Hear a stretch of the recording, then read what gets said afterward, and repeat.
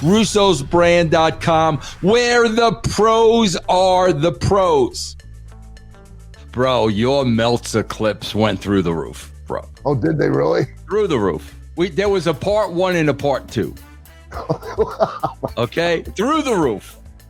You know how we come on here every week and we talk about these non-necessary injuries. Yeah, there's a lot. Okay. This is your boy, Al, Will Ospreay. How's he my boy? Talking to Jeff's girl, Denise Salsolito. How's she my girl? Listen to, keep in mind, bro, she's supposed to be a mark. Listen to this conversation he has with her about this very serious injury. Okay? Okay. Take this in, Al. Take this, and keep in mind, after you take this in, this is going to be another YouTube clip. So take it all in. Okay? Listen. Go ahead, Jeff. Play it for Al. When his head was split open, I was the first guy that went over there, and he had his hands over his head, and he went, I think I'm going to die. And I was like, what do you mean you're going to die? I went, take your hands away from your head. And I'm not even joking you. I could fit 4 fingers in his head. Like, it was so bad. It was the worst thing I've ever seen in my entire life. And they locked the cage door so we couldn't get out. So it was just a point where, like, I think he's going to die. A table just got thrown at his head, Like, there was chaos. A table got thrown at his head. And, like, it just split. Honestly, it was one of the worst fucking things I've ever seen in my entire life. I'm not even joking. The moment he put his hands away, my hands just were covered in blood. I couldn't believe it at all. And I was trying to put pressure on it. We had a trainer come into the... Freeze. Al, that's the injury. That's the injury, Al. Okay? Yeah. This is the injury he's talking about that he finds humor in, that the guy said, I think I'm going to die. And Ospreay finds humor in that. Look at that injury, Al. Go ahead, Jeff. Play the rest of the clip. And I was trying to put pressure on it. We had a trainer come into the cage to put pressure on it. And he just... The guy was an animal. He just put a fucking towel on his head and taped it up and got back in the ring. Oh my God, that's just terrifying. He's different. He's built different, man. He's the fucking toughest guy I've ever met in my entire life. Damn, well, what a memory to leave off with, right? You ain't never going to forget that. The funny bit was he came to dinner afterwards. He went to the hospital, got stitched up and came out for dinner. No. Okay. Al, they're celebrating. You say, Al, you know how, like, you say this so many times. I even quoted you yesterday on the Disco Show. You say that so many times that they're trying to pop the boys in the back. Bro, they're celebrating a dude's injury and laughing about it when the guy's initial reaction was, I think I'm going to die. Well, where do I begin? Let's always keep in mind that I think the real objective, because there's 2 objectives with a work. Objective 1, the primary objective, is to make an audience believe a lie, make them believe something that's not true, which is simply your intent behind everything that you do when you're going to and from the ring, and when you're speaking on a microphone. It's all about intent. That's it. The second thing, though, with the work, and it's really very important, is your objective, not for the audience, but for yourself, is to arrive in that ring in a certain physical state and to leave in that ring in the same physical state, and your opponent as well.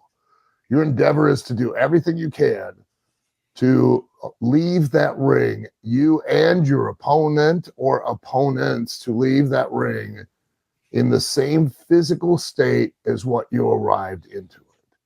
And that's out the door. That's been out the window now for years, where, with these unnecessary risks and these,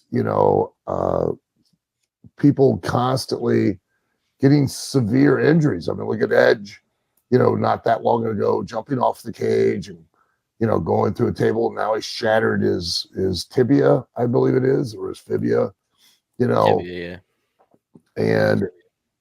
and these people are taking actions that clearly and obviously increase the percentage of risk that they're not going to achieve that objective that night of leaving that ring in the same physical condition as what they enter it. And they're doing it to just simply get a reaction from the boys more than they are anything else or anyone else. And they can claim, no, that's not true. I wrestle for the audience. No, you don't. Because I can prove that in a number of ways based on their actions. One being taking these enormous risks that don't equate to actually working an audience. They equate to a stunt. A good example is that it kind of started us down this path a little bit was when Mick took the bump off the top of the cell and went through the table. That wasn't a work because that was all real. I know I was in the car with him that night and the subsequent days later where he could barely walk in and out of the hotel room. That was a stunt is what it was. I mean, it paid off for him, but it paid off for him because he knew how to capitalize on it for the audience. He wasn't doing that for the boys. He was doing that specifically for one single purpose, and that was to get himself over with the audience. And that has dramatically changed because that's been lost. Now it's all about the stunt. It's not about the intent behind it. It's about the stunt itself. Who can perform? That's why we run these videos every week, is that we're watching examples of stunt wrestling repeatedly, whether it be with cinder blocks or it be with light tubes or it be through a table or it be somebody doing some insane dive, that we sacrifice the two principles of a work. We sacrifice the belief in the intent because in some instances, like one I sent in to you, Jeff, there's a group of guys all standing there watching this guy forever until he finally flips onto them. Well, that doesn't sell the intent whatsoever. But to the boys, to the locker room, it's amazing. It does not achieve the primary objective, which is to go to the ring in one condition and leave in that very same condition. Because in the past, even though they would have been considered lazy or they didn't have work rate, the wrestlers had to take into consideration not living for just that night or entertaining just the locker room. They had to be under the consideration of the fact that whatever they did that night, they were going to pay for the next night and the next night and the next night and the next night. These guys don't have that, Now, saying all of that, I can understand, I think Will's getting this is from a sense of relief that the guy's actually impressed that the guy got stitches and came out to dinner, because he's impressed and is putting the guy over because he's relieved that the guy wasn't seriously hurt, and was hit clearly with a table. The edge of it caught him, split him open. And man, any head injury bleeds like a sieve anyways. And a lot of times, when you do get struck in the head, you do feel like you're going to die, but it's not that severe of an injury unless it's caused a concussion. The bleeding, they'll just stitch you up and you'll be fine. And because he's a wrestler and I'm not, but you kind of get a little desensitized to physical pain because you live with it so much. But this young girl is sitting there. Easy. Oh, sorry. Jeff. Sorry, Jeff. Jeff. Yeah. Go ahead.